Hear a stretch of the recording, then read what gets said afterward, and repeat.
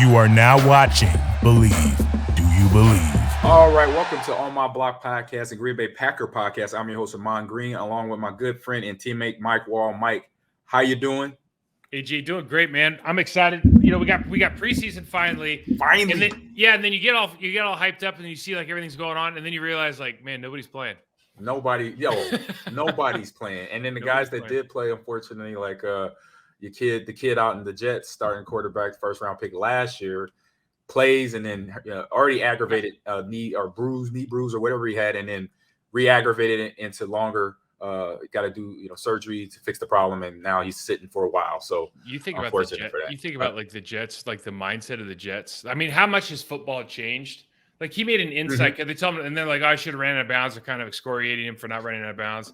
It's like, dude, he didn't get touched. He made an insight. It was non-contact, people. Like, give me a break, man. Like, it's still football, bro. I know you're not playing on like Soldier Field where it looks like there's like 1,000 divots in the ground. Like, it's terrible. Soldier Field looked bad. like it was like Top Golf or something. Right. Like, I'm like, it's not even mid-season yet. The season hasn't started.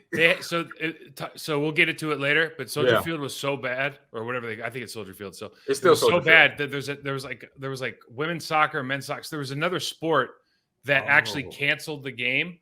They weren't going to play on it, but the Chicago Bears was looking to play. So like Philly, when Philly used to be a old Veteran Stadium, when they had to cancel the preseason game, Baltimore, I think that was the 01, the year after they won the Super Bowl in 2000. I remember that. That was crazy to see that how bad that felt. So you say you got some betting odds, Mike. What's your betting odds? I want to hear this. Yes, we talk about Bet Online AG being one of our sponsors. So there's some really good bets going on. So you can do like these player prop bets, right? So one of the bets would be like Aaron Rodgers is going to get over under 20 touchdowns. But check this out. For the season, right? Yeah, for the season. So I got three bets that I think are pretty interesting. So Aaron Jones is minus 115 to get over 9.5 total touchdowns rushing and receiving. So you bet 100, you get $115. Okay, if you need to go over 9.5 rushing and receiving, and you can make the similar bet negative 115 odds to get over 1,300.5 yards rushing. Would you take either of those bets? I would take the touchdown bet. Take the touchdown over 9.5 touchdowns? Yep, I would. Okay. I would do that. He's been averaging about 10, 11 touchdowns. So I would. Yeah. No, I think it makes – listen, you can. I think you can certainly argue that he's going to do it, right? But yeah. So here's the one that I was kind of scratching my head. So A.J. Dillon is negative 130, so 100 gets you $130. 5.5 rushing touchdowns, okay? And – which to me is like that's a no-brainer because he's gonna get every ball inside the 3-yard line. Right. And then you look at it's negative 125 to get over 750.5 yards, so 750.5 yards rushing. So he had over 800 yards last year. Right. And he started getting the ball more and more as the season wore on.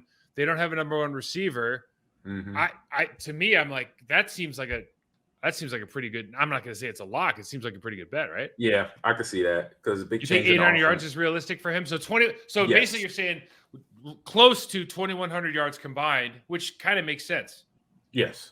Yeah, that's because kind of surprised me with the game. They're both not in the game. That was a little bit surprised. I thought AJ Dillon would get some burn, not Aaron Jones. Maybe not Aaron Jones because he's been the veteran for a couple of years now. So just a little shocker there. But from their production, like we saw last year, and the way LaFleur works them into the offense, and just on average per year, what Aaron Jones has got, like I said, touching the ball and then scoring touchdowns, he is a threat in the run and the pass game. They put him in slot sometime, they put him outside wide, and he runs real good routes and he catches the ball.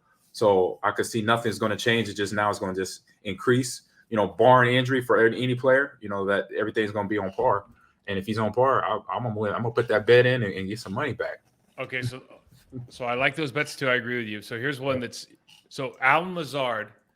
It's a negative 115 over under. You can bet the over or under for the same amount of money. Okay. Okay. 5.5 touchdowns receiving. You taking the over, the under 5.5? I'm taking the over. Okay, I would take the over as well. Now, under 725.5 yards. Excuse me, over or under 725.5 yards receiving. Good question. That's tough. That's a tough one. Because we don't know. I mean, obviously they don't know, just like we don't know. But he's kind of a big play guy. Last year you if you were to say something about him, say, oh yeah, he had some like big chunk yardage plays. Right. He's gonna get the reps with the ones, as number one, at least to start out with. Right. But 725 yards is a lot of yards, man. Yeah, that is. And where I'll probably go under only because he doesn't have that element of evasiveness, elusiveness that Devontae or any receiver has. He's a big guy. Mm-hmm. He's physical, which is good for his game, but I don't see him in a clutch time, getting off a DB and getting wide open where he's just sitting there in the middle of the field like Devontae was against 49ers when Mason Crosby kicked that field goal early in the season last year. I see him, in traffic making plays, but not just totally outrunning the guy and being elusive after the catch of the ball. So then, do you see him being a wide receiver screen guy?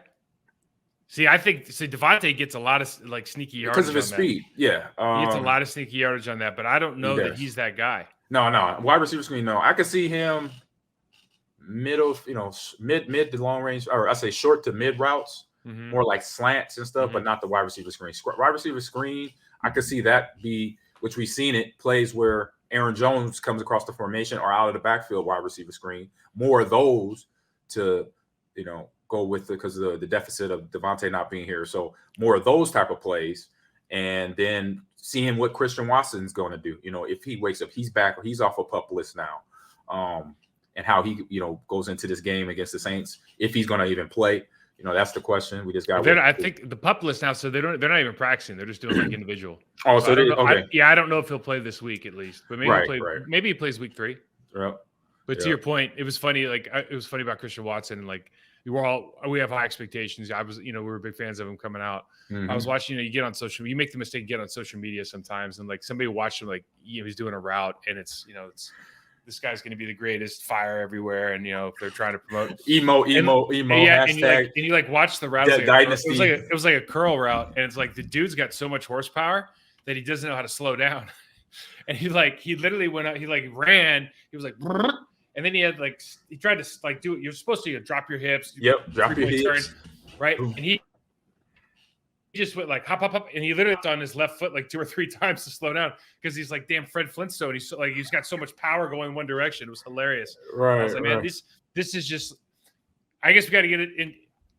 Most people get excited about that kind of stuff. I look at him oh man, dude's got a lot of work. Yeah. He's got a very good route. But anyways, we got to speculate, right? Yeah, you got to speculate. He's got to hone that route into the speed that he's coming into the game here. So I'll do this real quick here. Our partners at BetOnline continue to be the #1 source of all your betting needs and sports information. Find all the latest odds, news, and sports developments, including NBA Summer League, Major League Baseball, and the latest fighting news with some good fights, UFC fights. I was able to kind of tag on and watch a little bit this weekend, Mike. And did you watch the Vera fight? Oh my God! Yes, I saw some highlights of that. I know I did watch. I watched a couple rounds. Dominic Cruz took it right in the face. Oh, yes, man, it was amazing. And one guy, some of the pre-fights, they have leading up to the major fight. Some of the guys, I know one guy from Brazil, I think it was Silva. He looked tired when the fight started. I was man, he got. Where you at? I'm you come and train, and now you in 3-4 kicks and punches. He was dead tired. I'm that's not good. That's not good at all. So with next season's early NFL futures, which we talked about, and we already know, like we mentioned with the Jets, their futures are already kind of up in the air with the quarterback on that. You got Joe Flacco as one of the backups out there in New York, just so you know. I'm pretty sure you knew that, Mike. And so head to the website, use your mobile device to sign up today and receive a 50% welcome bonus on your first deposit. Just use the promo code BLEAV, BELIEVE, to get your bonus and get into the action. BetOnline, where the game starts, Mike. So let's get into this Packer news. We talked about the odds. So then game results was the game. 28, 49ers 21 for the Packers there. And we're going to start with basically who stood out for the game. I said for my list here, Romeo Doubs, to say some quick names. Romeo Doubs, Isaiah McDuffie played well. Amari Cooper, we've been talking about him. Training camp, all off season, and he's down showing up. And then later in the end of the game, if you stick around for 4 quarters, like I did, Danny Etling, I didn't realize he was that tall, but played smart, ran the ball, threw the ball okay. And now from a coach, I'm looking at this probably like how you are, just like a coach. I see productive things. And then obviously you see the mistakes done by either veteran players or younger players. And we got a lot of mistakes coming up here as well in the next segment here. But for yourself, who stood out for you? Standout. Listen, I think along the offensive line, we'll talk about it later, but John Runyon Jr. and Myers, like wrap them in bubble tape right now. You got 2 injuries still, right? Like they don't need to play anymore. They can play. Like those 2 can play. You got some other things to figure out.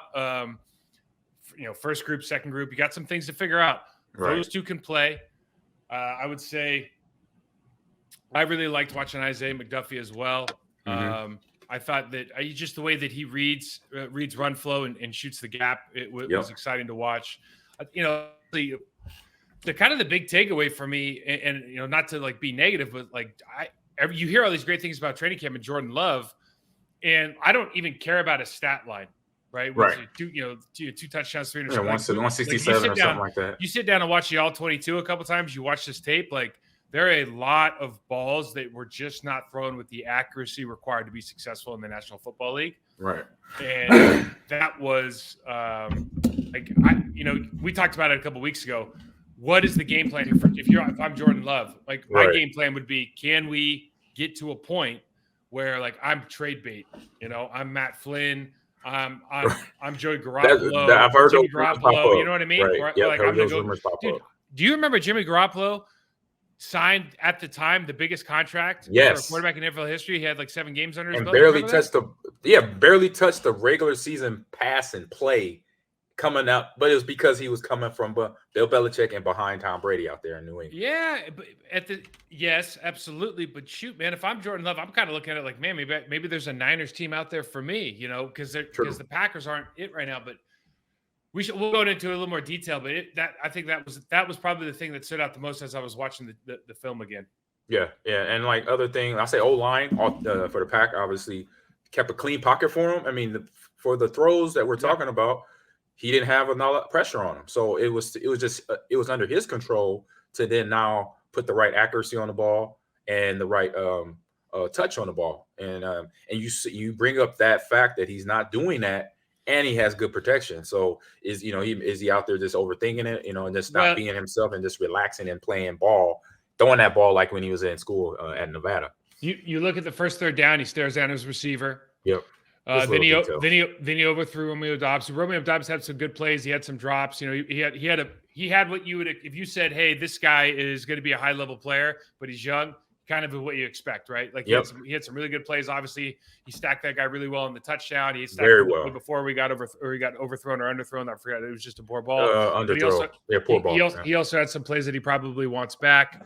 The Packers screen game is always good. It's always fun to watch. Myers getting out there in front. He made a key block on that play, bringing the man linebacker to get Taylor. To get Taylor open. Yep. There's some good players on this team. There's some really good players on this team. They're also, when you in this preseason mode and you're not really looking at a lot of starters. Let me say this, AG, because I got a little bit of a bone to pick with people. Okay. The worst thing about you look at the situation the Green Bay Packers are in, with Jordan Love, who gets screwed over here? Offensive line. Offensive line's got to play 38, 40 snaps in the first preseason game. You're a starter. Yeah. Dude, Myers, John Runyon Jr., it's like, put him in bubble tape. They don't need to be in there, man. Right. Get him there 15 plays, 20 plays tops, and get out, man. They were there for 40 plays. It was ridiculous. Yeah, I agree, because I'm looking at all the other positions. Like, I'm surprised, like I mentioned, Aaron Jones, this is his 5th, 6th year. Mm-hmm. I could say he earned it. But AJ, this is his 3rd year. They just don't play these kids. And he's on the bench. And I'm like, as a running back coach, I'm like, 2-8, you playing. Like 2-8, you playing at least the first 2, if not the first one and then the last one. I might say, which their thought process for every coach in terms of preseason ball, they obviously it's a thing of, I know back in our time, coaches have the idea of, well, we don't want you to get hurt. It's football. If you hold them now, they could get hurt later. Especially for a running back position, they got to get in a rhythm. They got to get the line timing of certain run plays. To me, this is my thought process. Mm-hmm. I want you to get in there. My running backs, get that timing on or counter plays, your footwork down with your offensive alignment in real time. Practice is different from games, so get that footwork right. Once I see it and you feel it, then I'm like, all right, coming out, you're good. You got a series in. Some play action, you picked up a blitz or 2, you caught the ball at the backfield or you didn't catch it. We'll work on that in practice, but you got about a dozen plays we could look at and correct and move on to the Saints practicing game coming this week. So that would be my mindset as a coach for my running back. So having the young guy, that's the only part I'm like, I want the young guy in there. Aaron Jones, he's earned it. He could chill, wait for the regular season. It's tough because AJ Dillon's going to be a volume back. 100%. He takes a lot of poundage just because of the size. It's funny now because Aaron Rodgers came out and he said he made a good point. He goes, why get us ready to go in and play a series? And I always thought about like the fourth preseason game. Like, dude, don't even put me in. This is a waste of time. Correct. Nothing good can happen. Like, I'm not going to feel any bit better about myself. And if something goes bad or I get hurt or I get somebody else hurt, like I'm only going to there's only negatives here. So I never really saw the value of that. I completely agree with Aaron. But there is, and the reduction of practice time and all this kind of stuff. The good news is like the Saints game comes up, which means they're going to have joint practices, and that's really where these first team guys are going to get the reps. And we talked about that before. Like that's probably the most valuable time they have. And Belichick started that about a decade ago, of course ahead of his time, like everything else. But I think the fun part about these games is you see a guy like Juwan Winfrey go in and try to play that Alan Lazard role in the run game, dude. Yeah. I mean, it was so much fun to watch because you just feel he was game for it. Like I've told lots of respect for him. Like he was game for it, but you could tell, man, he was lining up. He was trying to crack on the defensive end. And dude, this man switched his stance. He's like looking like inside, and the defensive end, he's like a third string defensive end. Dude, he didn't even have a clue. He went the wrong direction. Man, it was hilarious. I mean, some of the stuff you see in these preseason games, these are professional athletes, but the level is, especially with the Green Bay and San Francisco being such good teams, like the level is so high with the ones that sometimes you watch this and it's like, man, it's kind of refreshing to watch, and especially me playing at a really, really low level when I was younger. Like first guy, I can remember my first game just getting the tar beat out of me, and it just brings back those memories, man. Like there's a long ladder you got to climb to get from like high school to college is really hard, but like for guys like me, like college to the NFL was actually a bigger jump. Correct. Winfrey sitting at 6'1", 210, trying to take on defensive end, probably like 270, 280. That's not a win for him unless he comes in 100% effort. Like, you know what? I'm going to give this guy everything I got. And he has to have that mindset when those plays pop up, because we know Alan Lazard, along with his size being 225, he can handle that. And then to your remark on just coming in the preseason ball, I remember my first preseason game in Seattle. It was in Dallas, Texas in August, in the old Cowboy Stadium, the old AstroTurf, and I was on all four core. And then I was second half the starting running back for the whole second half. And so I was a dead horse come middle third quarter because I ran the whole first half, kickoff, kickoff return, and a field goal, and nothing left. I came off. They're trying to get all that signing bonus in one game. They try to get it all in me. I just remember one play. At that time we still had the rookie symposium going on. I lined up as gunner. Both the DBs that were going to try to hold me up. We hung out at the rookie premiere, or rookie symposium, excuse me. And I looked at those guys. I said, "Look, guys, I don't have nothing left." I say, "I may make 2 steps off the ball," and they say, "All right, AG, we'll take care of you." I'm like, "All right." I look over at the ball, snap the ball. They planted me in the fucking turf. Excuse my language. They planted me in the turf. I said, that's it, man. Welcome to the NFL. I said, and they rookies too. I'm like, okay. People got to eat. Kids got to eat, man. It destroyed me. So anyway, I was like, "Oh, hey, get back real quick on Love, and not to harp on this point, but I'm lucky. I get to watch. I have some game. I still get to watch all 22 tapes and everything. So I kind of said this for a while. I need that tape. What is? And listen, a couple guys aren't playing, so there's all this different stuff going on. But here's what you see, right? Yeah. First pick. He throws it to 84. He throws it to Tyler.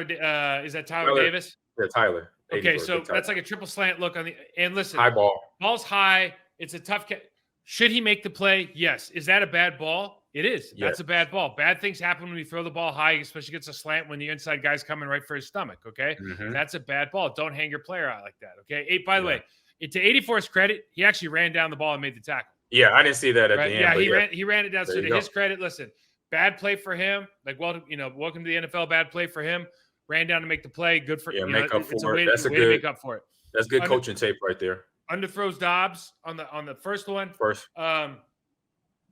the pick in the flat to Dobbs, bad ball. Or, when the guy actually wrestled it out of his hands, ball's over the wrong shoulder. We talked about that. Juwan over the Winfrey. DB shoulder inside of him. Yep. Juwan Winfrey had a contested catch that went up in the air. That could have been another pick. Yeah, it got to, and Winfrey was able to catch, or I think Dobbs or one of them was able to catch the ball. The third pick was just a bad ball. Just it happens. Danny Davis, we talked about. He made an incredible play on that touchdown. The ball was actually inside the DB. That wasn't like a back shoulder throw. No, that was a throw that was shortened to the inside that he adjusted and made a hell of a good play. Yeah. So even though, you have some touchdowns, you have some big plays, it's like, and that ball to Dobbs was beautiful. I think this is one where he's going to go, man, I hope I can learn a lot from this film and really work on my timing, because what it looked like, we were a half second or a half step late on a lot of these throws. And, like Coach said, if he was running, if guys are running the wrong routes and he was surprised, it looked that way. But I'll say this, on a lot of these flat routes where he's short, or the flat routes where he's behind, he's throwing the ball behind, like those routes are pretty consistent. It's hard to screw those routes up unless you're really messing with somebody's depth. Correct. Right? So some of this stuff, and some of those long balls being short, like some of this stuff is a problem. But like we said, we all come from a place where you gassed out in the third quarter. I probably gassed out in the third play. So it's just, there's a long ways to go. There's a long ways to build from here. There were some real positives though. It is. So it's just young guys trying to get their mind right, trying to get to that next level of development, and that's what Jordan Love is doing here for preseason ball. So let's get over to trench warfare here. Mike, your favorite part of the game, and we already talked about some big takeaways here. So where you want to start us here from in trench warfare? Well, let's start. We haven't talked about defense. Correct. Who for the backups, I would say look very good. They were consistent.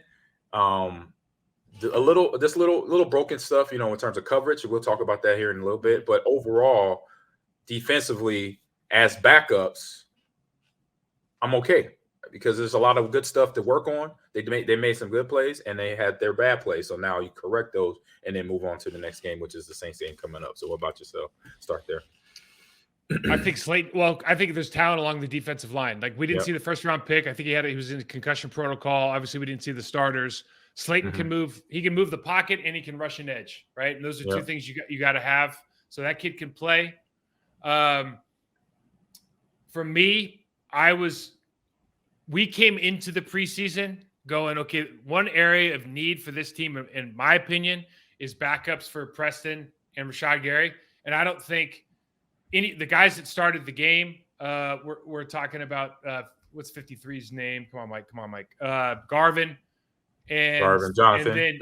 And then Teep at number 40. Still not physical enough. Play speed's not where it needs to be. Pass rush isn't very good. I know Teep had a sack, but it really wasn't his sack. He actually got mauled on that play and kind of fell into it because Slayton pushed the pocket. Right. Those guys aren't doing a really good job at holding holding points against bigger players. And it's just the play speed's just not where it needs to. I just don't know how else to say it. They're just not where it needs to be. One thing I will say, I thought the rookie Kingsley and Amari, he played. His play speed's good. Yeah, he played well. He had a great pass rush on the touchdown, and he's a guy that you look at and you know that he's got some good measurables. So you can really work with him. But I'm looking at just from the front line, great defensive tackle presence. I think Heflin showed up a couple times, which he's going to do in preseason games, but we really got to work on somehow improving the outside linebacker position so you continue to get good pass rush when Preston and Rashad Gary aren't in. Right. For me, I don't know, when you look at the linebackers, man, it's like we both like McDuffie. I think he made some good plays. Yeah, he uses his hands, red coverage. Yeah, he can shed blocks. Now, the one thing you'll say about Quay Walker, and this is not a knock on him, this is just because he's coming out of college. He's not.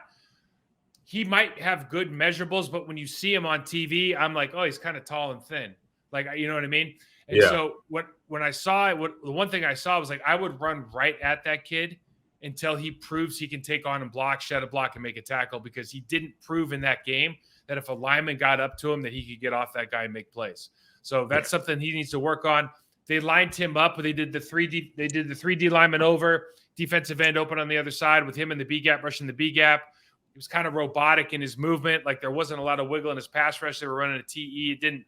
It just, I thought he could, give a little. You're hoping that he learns those kind of things to give a little more body English and be a little more violent in his transition there. I know he's going to be a good player for this team, but that's one of those things where you're going, if Chris Barnes, again, because we love Chris Barnes, McDuffie's now showing that he can play as a second-year player. And Campbell. Yeah, well, obviously Devondra's going to be there, but I'm just talking about the other guy. Right. Like, if it's not going to be one of those two guys, like this guy better be able to deliver when they run downhill.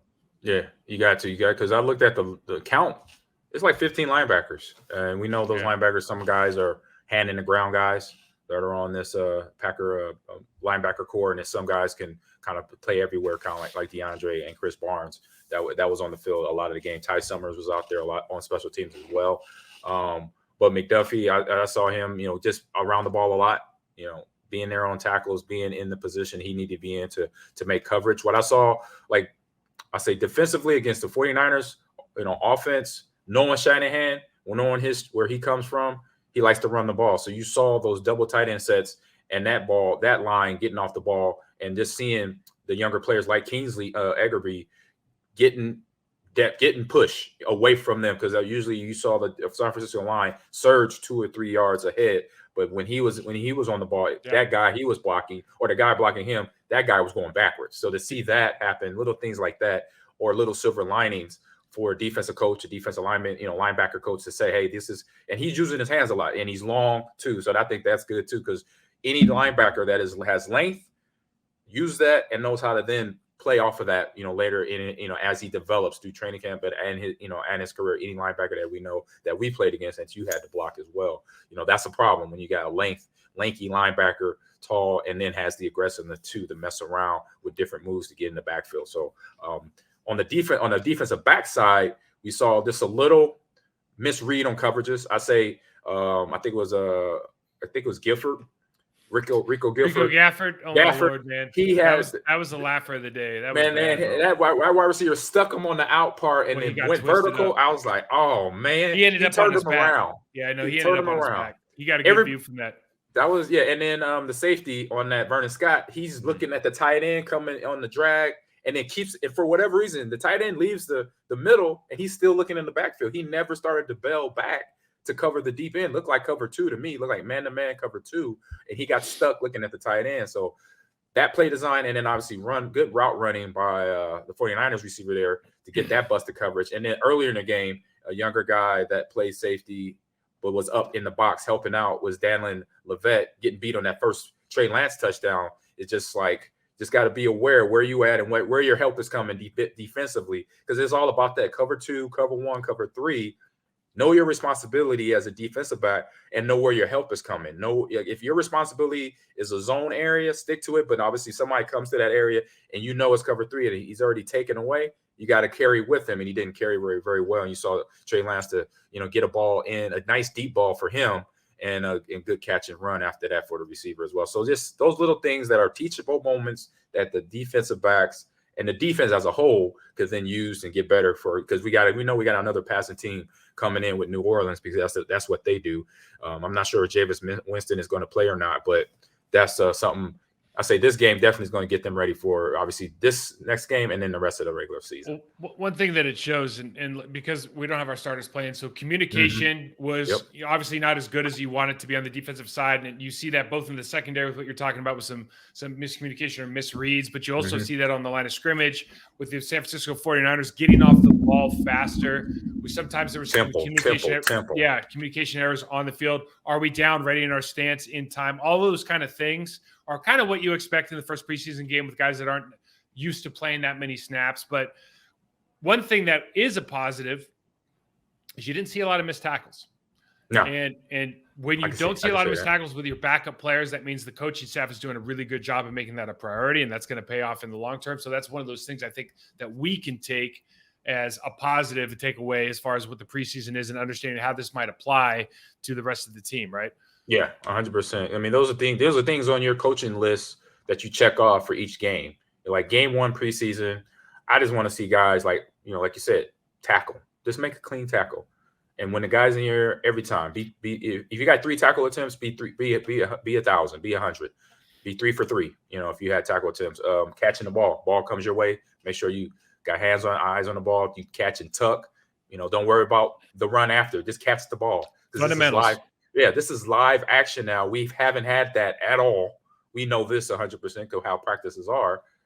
So just catch the ball. I don't care what you do after you catch it. Just hold. I say catch it and hold on to the ball. That's the two things I want to see.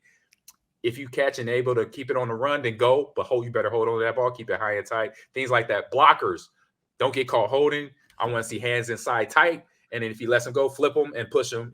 Things like that. Just to say this is just the fundamental type of game. And then after that, try to play football. Be a football player. After the basics, then it's just be you on why you got drafted here and why you're doing that. And a guy, I'll roll into a guy that then now is developing, Amari Rogers. We talked about his weight loss. We saw how he recommitted himself during the offseason, and he came in, had a touchdown run, had a big kickoff return in the early part of the game, and then Rashard took him out. Did you see the celebration? Oh, yeah. I'm like, oh, nice run. I'm like, yeah, they're hyping. They get hyping. Bet his backpack, man. And here comes Rashard Gary. Wow. He was celebrating with him, but he just he big man. His strength. He is a big dude. And Mari's not a big dude now because he lost some of that weight, but he looked good catching the ball, making some moves. And I think that you can see that confidence now. He committed to the offseason, talking, hearing guys talking here. I had the audio clip where the commentator said he trained with some Olympic sprint coach to get his endurance and speed back where it was from the time he left Clemson. So he's committed to that. Now you can see that confidence out in that field, the route running, the kickoff return that he had, and the other plays he had in the game to see where he's developing. And a guy that I say definitely had a big game, or had a good game. There's a lot of first and second year guys that look good. If you want to move over to offense, just talk about the offensive line. And we talked about Myers and JRJ look good to me. I just don't want anybody else to get hurt. Some of these other guys need reps. I thought, speaking of second, like Royce Newman, I think he looks better physically than he did last year. He just looks like a little bit bigger. Mm-hmm. I actually liked the way he played tackle better, and I like the way he played guard. He's just not a very physical player at this stage in his career. Yeah. So from a tackle standpoint, I liked his hand placement. I think his kick sets and everything are competent out there. Obviously, Yosh on the other side, you got to like the way that Yosh moves in general. Here's something that's always interesting to me, right? Mm-hmm. They have arguably, top 2 or 3 left tackle in the league when he's healthy, Bakhtiari. Correct. You look at all the guys in the league that are just really, really good and been good for the last 10 years. You look at Trent. You look at Trent Williams. Trent. You look at LT. You look at you look at Jason Peters back in the day. Yep. They all kind of set in a very similar fashion in that they try to go less flat. They don't try to make angle sets. They don't try to get beat underneath whenever they do. I actually just put out something on social media this week. In the entire first half of the Rams game last year for San Francisco, of all the pass sets, Trent's setting vertical, best player in the league, right? 99 rating on Madden. Setting vertical, never gets beat, right? The 2 times he decided to go out and set flat, he gets beat inside. And it's literally clockwork. And the reason I'm bringing this up is those guys have a certain way they do things. Whether they don't all look the exact same, but the sentiment is always like, I'm going to stay square, get back to my spot and play ball. And it's like we don't teach it that way with a lot of these tackles. So like these guys kind of will set out and set 45s and do all this other stuff that kind of gives the defensive end short edges or gives an opportunity to come underneath. And it's always very, very interesting. We teach it a certain way, and then we always allow the best players to kind of do it their way, but we don't teach it the way the best players do it. It's bizarre. Oh man. It just sometimes you should watch when it's done right. It's common sense. Yeah. I remember when I was with Walt Jones, and he's the best I've ever seen. Yeah, I remember when I was on him too. And awesome. I remember the line coach was like, "Hey, I'm just not going to coach you. I'm just not going to, I'm not going to try to mess up what you got going, But other guys, I'm going to coach you like this. I'm going to coach you like this." Right. And I was year 11 at that point. I was who I was already, and I thought to myself, because he's talking to the tackles, I thought, well, why don't you coach him like Walt does it? Like he's pretty good. He's not everybody can do it that way. And I'm like, well, did you try? Did anybody try? It's just a thought. Yeah, just a question. Thought. Yeah, man. 100% there. I tell you, here's another thing. Tight ends, right? tight ends right now. We got I think Tunyon just came off or on whatever. He's back. Yep, he's off a He's a pup. And obviously Mercedes Lewis isn't going to play right now. We know what he can do. Mm-hmm. They need to find a guy. I think they're like the outside linebacker thing to me. Like you need to find a guy. 100%. I believe the guys they have. They got Tyler Davis, and a few other guys. I think in total they have like 7 tight ends in the room right now for training camp. They have DeGuara is back, Daphne's back, right? Yep, then they got these two other kids that you might have watched. I only watched I was the first half guy. I'm not watching the second half of the preseason game. Yeah, I watched the whole game. I watched the whole game. And so with those numbers in the room for tight end and any other position, because it's 15 for linebackers, those numbers tells me that they're looking. That means they're looking for somebody to back up the starter that they also can now trust. So with that, now those guys like Tyler Davis, he had, like you said, he had to play good finish where he went up, he tried to help his quarterback, but he ended up getting the tackle after the pick. So players like that got to go and make those plays. They also got to develop and learn the playbook, but then they got to be able to be open-minded to be like, all right, I'm going to be a guy that I might not get once the regular season gets here. If I make the roster, I'm going to probably be a special teamer, most likely. 100%, I say 90%, 95% be a special teamer, but then get my offense down, get my plays down that I can then know that I have confidence in myself. Because then if Tunyon is not ready and DeGuara only does certain things, he doesn't do what Tunyon does in terms of route running, but he does do the short screens and block very well. Mercedes Lewis, we know he's that blocker, can't catch the short pass. But if any of those guys obviously tired, come off the field, I want to be that next guy. Tyler Davis and the other other tight ends can say that to themselves. So, look on making that better here week 2, practicing against the Saints, getting into that regular season or that preseason game against them. That's where you're fine. Don't forget about Juwan Winfrey. Oh, and Winfrey, you never know. You never know. He's I was talking about the tight end room, not the wide receiver room. Listen, he's trying to play that Lazard role. True. You see him. He's sick as neck. Listen, I'm telling you right now, Lazard blocks better than some other people in the league, including people on this team that have the moniker tight end next to their name. Okay, so if Juwan Winfrey's trying to be that guy, I'm all for it. Well, is this it? If he's showing that effort, because the size is not there, but the effort, yes, I'm all for that. I'll see that. I'll be happy with that as a coach. I see the effort. He probably needs to put some pounds on though. That's right. It. He's about he's about what I weigh, but he's trying to block guys that are 280. That's not gonna work out. That's not gonna work out here. All right, you want to push it on? I think we hit all this area pretty good. Let's head off to Get Off My Lawn. Get off my lawn. You got to fill me in on what's this one says. The first one down the list. Sources tell me. And I hear this a lot in media. This is what I'm talking. You know what I'm talking about. Yes, okay? I know 100%. You get on. Here's the thing, especially right now because football season, preseason starting up, and there's everybody's searching. How do I get more eyeballs? How do I get more clicks, followers? But okay, sources tell me. Sources tell me means I'm going to say something of no consequence right now, but I'm going to act like it's important, and I'm going to act like it's credible. And if it happens, great. And if it doesn't happen, it doesn't matter because I don't have a real source. No. I don't believe anybody has a real source anymore. I'm sure Adam Schefter has real sources. Don't get me wrong. Right. But I think like 90% of the stuff you see on the internet now is just sources tell me. Sources tell me inside the organization, not everyone is happy with the new coordinator. Oh, really? Sources tell me inside that player X may want to consider renegotiating his contract and that he might be upset about the lack of enthusiasm around a potential new deal. That means nothing, right? Yes. Sources tell me that if the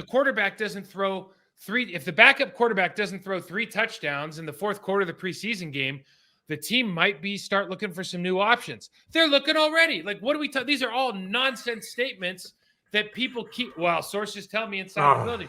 You've got to be joking. And yes, I don't know. I feel like what I need to do and what we should do on this show is we should start every non-profound statement that we make with sources tell me. I'm gonna see if I can do it for like a month straight. I'll join with you because it drives me nuts too. Because when they say sources tell me, what any show that I watch just to see what they're talking about, I'm like, what's your source?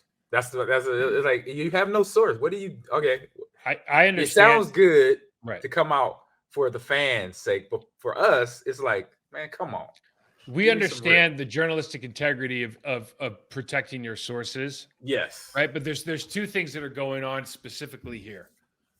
One is whoever your source is in the building, because usually this stuff is like disgruntled worker source, right? Yep. So if you're a disgruntled worker in the building, you're probably not as credible as maybe some other people, just because in NFL building, man, with the egos that are in there, right. If you're disgruntled, your ego's bruised, you're probably trying to, be malicious. The other thing is,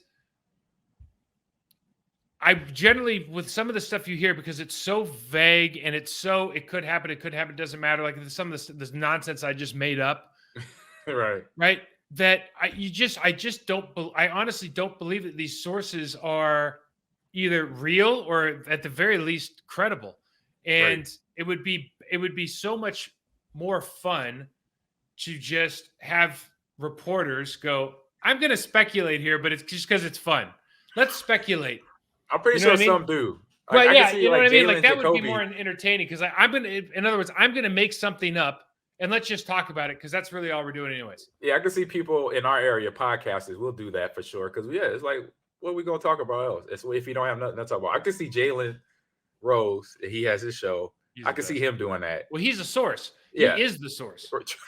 True. That's, like Jalen, Jalen's the source. Every story he breaks, he's the source. That was easy. Yeah. It's just, they're like you said, they're looking for something to talk about. They try to make something sound awesome when it's not. It's like, just stop it. And for us, we know it. Like when I hear sources tell me, I change the channel, or I kind of roll my eyes. That's what I do. I'm like, man, come on here. All right. And let's go up to this. Let's head into the next one. Sources tell me. Manu has to run 8.5 miles on an off day because they got shellacked. Yes. By, Redford. Redford. Yeah, I saw that. I saw that line too. I was just looking at it, and when I pulled into the dock, and I was like, oh, okay. I figured Mike, this would be something Mike might bring up. And get off my line. So get off my line with sources tell me, and then let's talk about this Man U. Okay, so Man U's got this. You got this new Manchester United is one of the most storied soccer, football, whatever you call it, franchises in the world, and they just brought in a new manager, Erik ten Hag, who's from Ajax, who's just got it in his own system, trying to create his own culture, and they were glorious for years under Sir Alex Ferguson. Then they went through like 4 or 5 managers, just haven't been able to find the right mix. I don't know why. They're not in the Champions League anymore. Premier League, they're not in the top 4. And for the size of club, for the money, the Glazer family owns them. They went public and sold stock. I mean, it's just like, it's been a PR nightmare on so many levels since the American family bought them. And so they bring this guy in, and they go and they lose the first 2 Premier League games, something that hasn't been done in 100 years with that club. And this guy, Ten Hag, is so upset that he's just like, you know what, dude, I know you guys are making, $200,000 a week, $300,000 a week over here. We're not going to have a day off. The other team outran us in the game that we just lost 4-0 by 8.5 miles. So I'm going to get my pound of flesh. And he made sure they ran 8.5 miles yesterday. And I was like, dude, old school. That is old school. I love it. If I was there, I would hate it, but I'm not. So I love it. I'm 100% on board with that. That takes me back to my Nebraska days where you remember Jay Foreman? He played. I remember that name, yeah. Yeah, he played for Buffalo, and then he played for the Texans, middle linebacker. He was with me in Lincoln. So we out summer weekend during the middle of all season. It's like June or July. Somebody has a house party. We go to the house party. I'm there. My thing was, I get there, no matter what time I got there. If I would have got there at 11:30, I'm leaving at midnight. No matter what, I'm leaving at midnight. Nothing good happens after midnight, man. Nothing good happens. Exactly. My brother was a cop. He told me that. And so I get there early. I hang out. Midnight, I'm out. Sunday go by. Monday go by. Monday morning hits. I get a phone call. Oh, we got an emergency team meeting. Midsummer? What's going on? Like, oh, man. So I'm in my head. I'm like, okay. Somebody got hurt, doing something dumb, or maybe fight, or somebody's got suspended, whatever. Get to the meeting. It's a 10:30 meeting on a Monday morning in the midsummer. Coach Osborne goes, well, guys, I understand that you're above age and you're going to have your, get-togethers, your parties, your house parties. I understand that. Be safe to one another. But this has gotten really ridiculous where y'all fighting each other. So a fight broke out among my teammates. This is all Nebraska players, okay? And obviously, AG, not that hard to believe. Yeah, all Nebraska players. And long story short of it, Jay Foreman gets mad at fellow linebacker, I think it was Julius Jackson. They get into it over a girlfriend, over he say, she say stuff. And because of the fight went out, so Coach Osborne goes like this, okay, y'all want to fight each other? That doesn't show to me good teammates, everybody run the stadium stairs for the next 2 hours until I get tired. Everybody, even people that weren't at the party. You know what I do? I go to Jay and I go to Julius. I'm like, y'all, I'm killing y'all in 2 days. When the first couple of days, because of them, I gotta run. I left. And it was a lot of people not even there at the party. And all of us had to run stadium stairs for 2 hours in Nebraska Stadium. And it was like, it was July, it's hot down there, it's nasty. So yeah, I respect the coach here, man. You be like, hey, y'all ain't winning no games. You're getting outrun. I'm 100% on board with that. I like it too. I like that you basically just said you would have ordered the code red. I love it. Yes, 100%. 100% there. All right. I know you saw this next one, AG, with the Cowboys, man. I didn't get a chance to look at the film of it, but yeah, man. Let's seeing this now. Wow. So Mike McCarthy. Whew. Mike McCarthy won in the Super Bowl with Aaron. Yep. And I'm sure he's got a street named after him in Green Bay. He does, 100%. And I remember when he was let go from Green Bay and he was waiting, he wanted to get another job. I remember that he said something to the effect that I'm going to become a master at analytics or sports science. He said something that was like, I'm going to be a technology guy. I'm going to be a technician. Right? Remember that? And and then it turned out it was kind of like, okay, man, I watched film. I went back to watching films. So Jerry Jones hires him, and there's just been this cloud over first of all, there's a cloud over the Dallas Cowboys organization. They haven't really been very good in years. In a long time. They have the players. McCarthy got there. They have the talent. Always like, it's like, is it the head of the snake? Everyone's always the Jerry, is it Steven? And and Mike McCarthy, he had a lot of in-game management issues that people talked about last year, but their penalties killed them, particularly in the playoff game. They had 14 penalties in that playoff loss to San Francisco. And then they had game management at the end. So everybody talked about game management, but it was like, dude, you had 14 penalties too. That's a big deal. Right. So they started off the preseason and they talk about all the things they want to work on during the offseason and all the things that are important and all these, how we're going to be a disciplined team. These guys had 17 penalties in their first preseason game. Man. And you just go, well, it's so hard as a coach, right? Because it is. Because Mike could go and say, and he could say, listen, what do you want me to do? Like, we preach it all the time in practice. But then, what the hell Bill Belichick doing then? Like, he's doing something different. You know what I mean? Right. And I'm not saying Mike's a good coach or bad coach. I don't know Mike at all. I'm saying, what is going on that they can't get this right? Oh man. I mean, I say that's just effort. That's just want to. Because I could just think in my head, in 12 years of NFL football, I don't think I even had, personally, 5 penalties. I think, and most of it, obviously, offsides or maybe holding. Maybe, And that's just it's hard. That's a player. I say that's more of a player thing. And by this time, the rules. You know what offsides is. You know what holding is. You know what personal foul is. You know what PI is. Whatever penalties they got called, the prerequisites of not doing that. So if you're doing that, I'm looking at a player, from a coach to a player, like, what are you doing and what are you thinking? And this is what's interesting about that, though, right? So they have this year they drafted an offensive lineman high up that was known for mauling and known for holding in college, and guess what? He's getting holding penalties now. It's like, it's not a surprise. Right. They'll hire people that have high upside on the talent, but not necessarily the most disciplined players. We can go down the list of offensive, defensive linemen alone that have kind of fit that bill. And so you can't really be surprised. But the thing is, like, you always have to have some sort of revelation or culture change or indoctrination when you come into your building. Like, listen, some of this stuff's not going to be tolerated.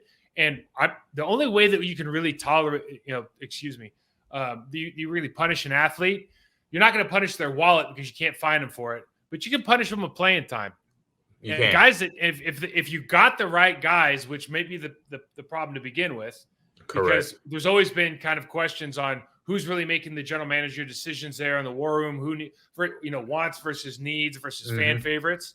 Yep. But if you got the right guys, then you take away playing time, you got an issue. But it just doesn't make any sense. You have 17 penalties following up that 14 penalty loss in the playoffs. No, and it's the first game out of the box too. Like you said, playoff game. The way it ended, they tried to run. They had a little bit of time on the clock.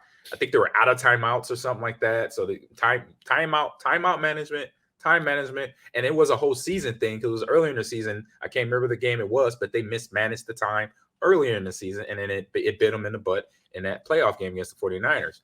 And then coming out of the box, preseason, you're like, I know as a coach, I'm gonna be like, for any of my guys that I've coached, I'm like, all right, what I got to do is am I speaking Spanish?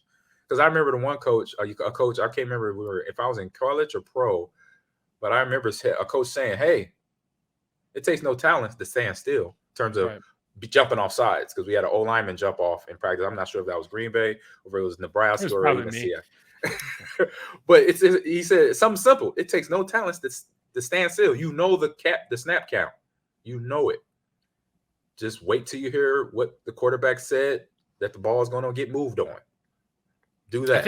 I think part of the hard thing here too is like when you address the media in these situations, who knows what the media wants, and obviously you can make a story about whatever you want, right? Correct. Yeah. But you always want to for me it would be, okay, this is unacceptable. Like this is something that starts and ends with me. We have to fix this. This is going to lose us games. It lost us games last year. We understand what a big deal this is. I understand what a big deal this is. I understand what a big deal this is. We are going to go fix this issue. This is an area opportunity that we can fix for all the reasons you just stated, AG. Right. And there's no sense of it's like, well, it's part of the process. This is day one. You guys are going to make a big deal about it. And it's not, dude.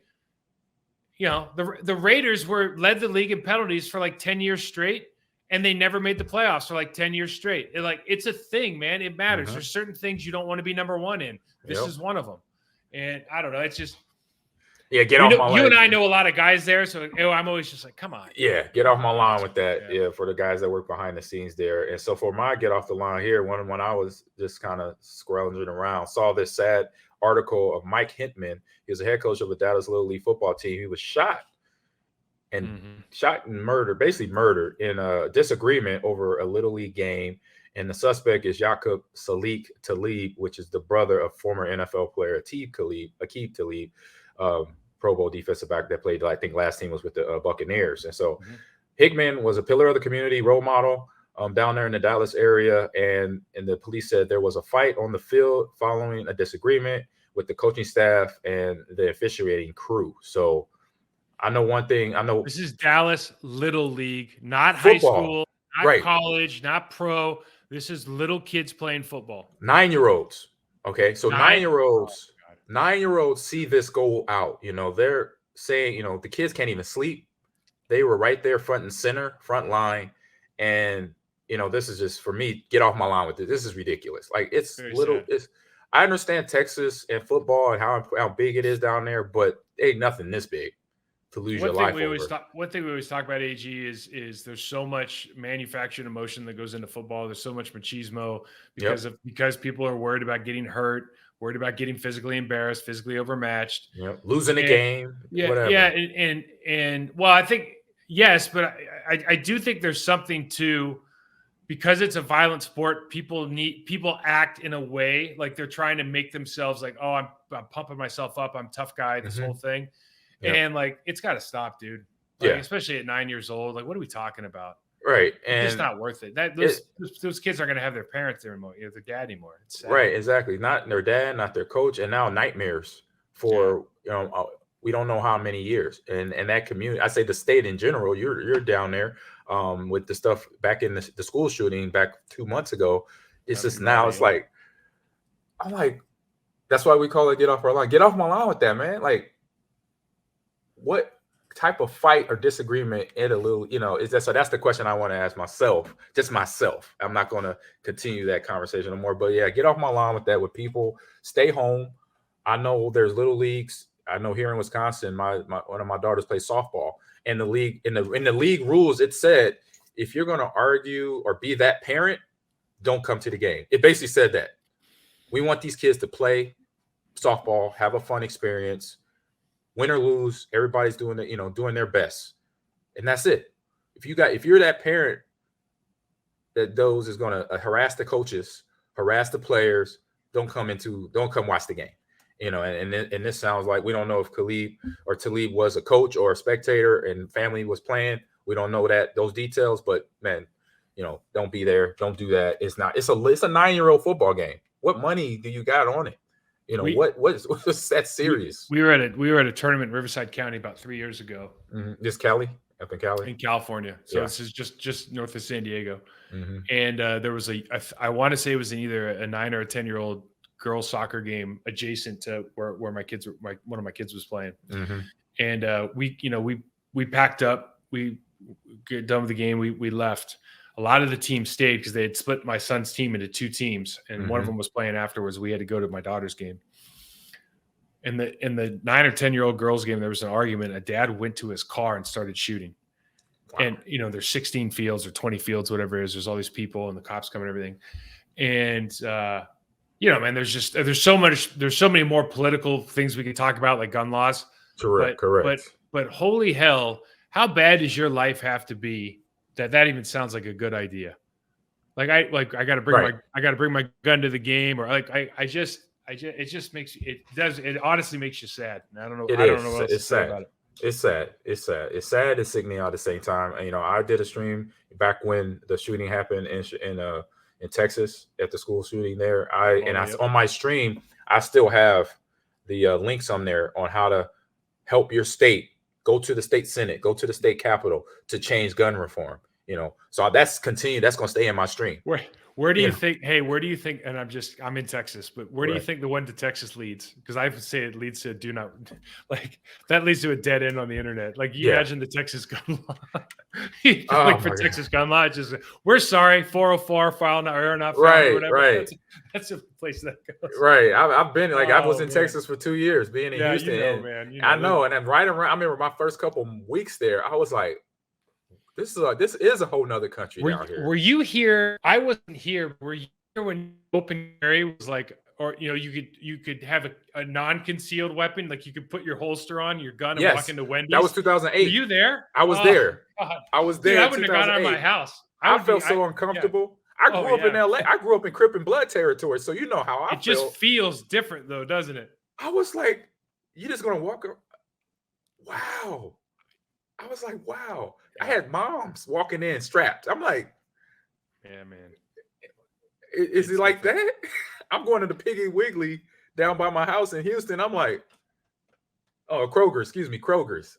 I'm like, they strapped up. I said, I get home. I said, babe, I know I saw a soccer mom strapped. She said that gun law pass thing, you can hold it and, it doesn't have to be concealed or whatever. You can show people. I'm like, oh my goodness. I'm like, that's great. So get off my lawn. Let's end this. Get off my lawn with one. With the Bears, because they just do such a good job of making us feel better about ourselves all the time. Okay. So we talked about it a little bit, but yep. If you look at the pictures of the Bears field, Soldier Field, historic Soldier Field before the game, it looks like they had like 400 golfers go out there and hit sand wedges for like 2 hours before the game. Hey, they can call me up. I'll go do that. Just call me up. I'll go hack away. But we've all played in bad. Remember we went down to Carolina? They just changed the turf. Man. It was just that. We had an ACL. We had injuries everywhere. Gone. Yes. And you'd think at some point, and they said, well, they passed muster for whatever the minimum requirements are for field. It's like, well, who the hell's passing muster on that? But I'll tell you what's the best part for me. What's that? Is before week 1, and after all this, right? Because all they really care about at Soldier Field, not the players, they care about packing sands, making money, right? So before week 1, I think on Thursday or Friday before the week 1 game they have at Soldier Field, the German metal band Rammstein is going to be playing. So let me just tell you about Rammstein. Yeah, Here's what I know about Rammstein. You gotta fill me in on them. Here's what I know they have is a huge mosh pit right in the middle of the 50-yard line. So I can't imagine what that place is going to look like. Unbelievable. But I'm sure it'll pass muster again.